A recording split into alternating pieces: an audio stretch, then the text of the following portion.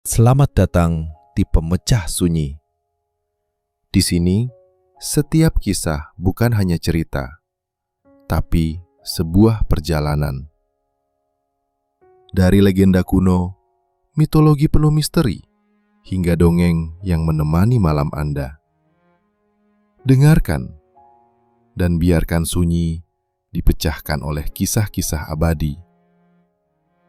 Sebelum kita mulai, jangan lupa untuk like, subscribe, dan aktifkan lonceng notifikasi, agar Anda tidak ketinggalan cerita menarik berikutnya.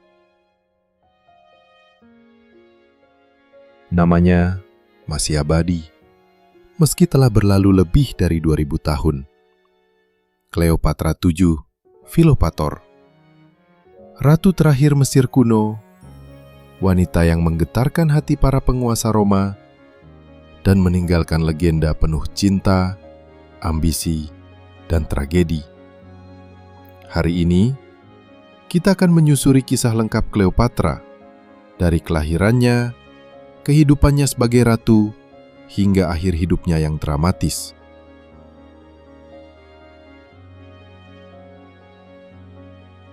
Kelahiran Cleopatra.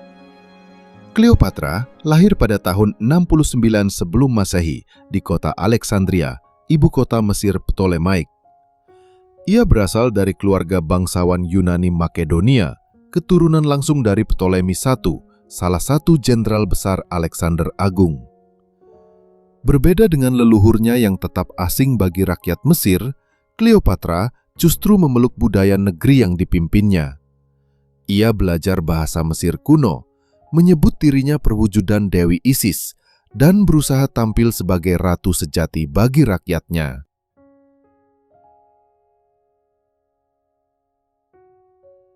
Masa muda dan pendidikan. Sejak kecil, Cleopatra tumbuh di lingkungan penuh intrik istana. Ia menyaksikan saudara-saudaranya saling berkhianat demi kekuasaan. Dari situ, ia belajar bahwa tahta hanya bisa dipertahankan dengan kecerdikan. Cleopatra dikenal fasih dalam banyak bahasa, Yunani, Mesir, Ibrani, bahkan Latin. Ia menguasai filsafat, matematika, retorika, dan politik. Kecerdasannya inilah yang kelak menjadikannya sosok menawan, bukan hanya karena kecantikannya, tetapi karena pikirannya yang tajam.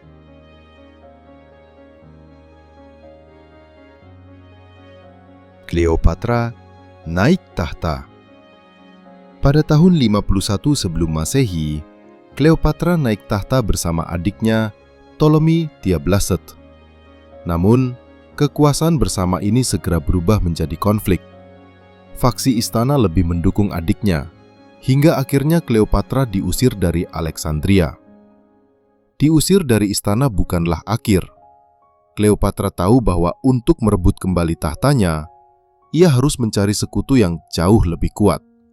Dan sekutu itu datang dari Roma, seorang jenderal besar bernama Julius Caesar.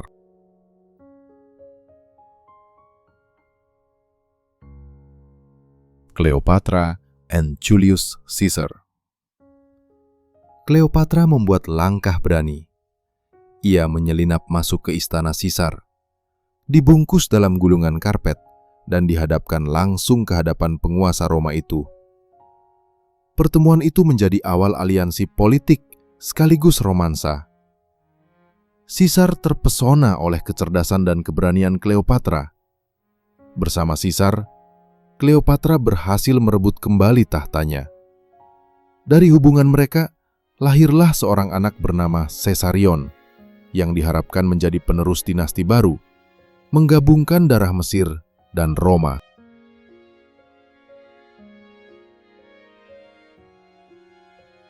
Politik dan aliansi Roma. Dengan dukungan Caesar, Cleopatra meneguhkan kekuasaannya. Ia memperindah Alexandria, menjadikannya pusat perdagangan dan ilmu pengetahuan. Namun, hubungan ini menimbulkan kebencian di Roma.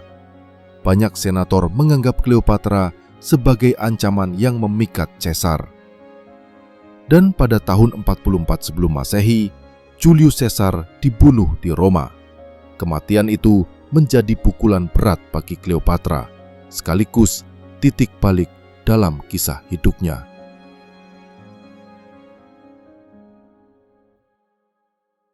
Cleopatra and Marcus Antonius. Setelah kematian Caesar, Roma diperintah oleh 3 serangkai: Octavianus, Marcus Antonius, dan Lepidus. Cleopatra memilih mendekat pada Antonius, jenderal pemberani yang juga jatuh hati padanya. Kisah cinta Cleopatra dan Antonius melegenda. Bersama, mereka menjalani kehidupan mewah di istana Alexandria. Dari hubungan itu lahir 3 anak. Namun, di balik asmara mereka ada ambisi besar: membangun kekuatan timur yang bisa menyaingi Roma. Ambisi inilah yang membuat Octavianus merasa terancam.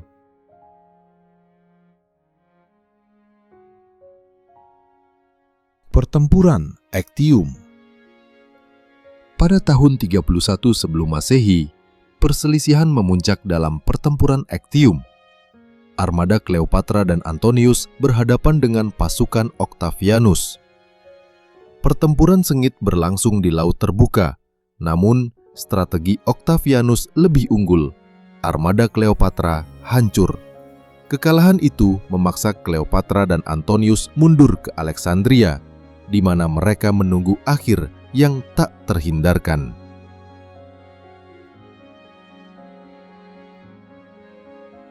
Akhir hidup Cleopatra. Ketika pasukan Octavianus mendekati Alexandria, Antonius mendengar kabar bahwa Cleopatra telah meninggal. Putus asa, ia memilih menusukkan pedangnya sendiri. Namun kabar itu keliru. Cleopatra masih hidup, dan ia sempat memeluk Antonius yang sekarat di pelukannya. Tak lama kemudian, Cleopatra juga membuat keputusan terakhir. Ia menolak dijadikan tawanan Octavianus.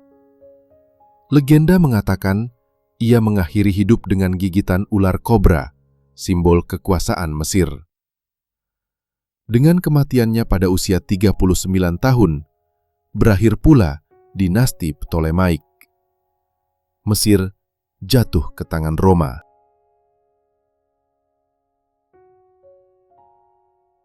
Warisan dan legenda Cleopatra.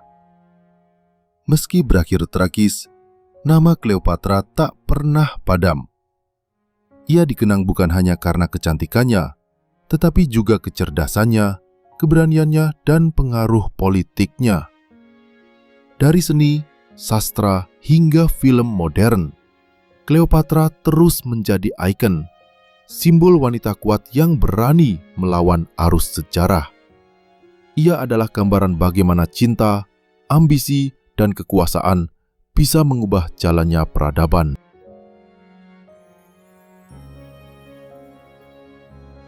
Penutup. Inilah kisah Cleopatra, ratu terakhir Mesir, wanita yang mencintai dengan seluruh jiwa, memerintah dengan kecerdasan, dan meninggal dengan kebesaran.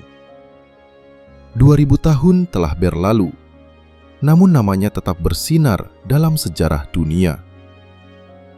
Cleopatra bukan hanya ratu, ia adalah legenda abadi.